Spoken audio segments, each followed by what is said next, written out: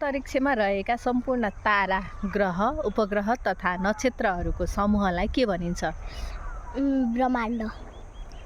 ब्रह्माण्ड सम्बन्धी अध्ययन गर्ने विज्ञानलाई के भनिन्छ? सृष्टिशास्त्र। आकाशमा रहेका ताराहरूको समूहलाई के भनिन्छ? तारामण्डल। आकाशमा तारामण्डलको सङ्ख्या कति रहेको छ? 8। 88 वटा।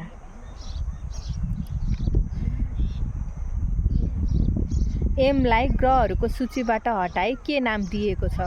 उच्च ग्रह। ग्रहहरूमध्ये सबैभन्दा सानो ग्रह कुन हो? बुध। सूर्यको नजिक रहेको ग्रह कुन हो? बुध। बुध ग्रहले सूर्यको परिक्रमा गर्न कति समय लाग्छ? 88 दिन। सूर्यमा सबैभन्दा बढी पाइने तत्त्व के हो? हाइड्रोजन। सूर्यको प्रकाश पृथ्वीसम्म आइपुग्न कति समय लाग्छ? 8 मिनेट 20 सेकेन्ड।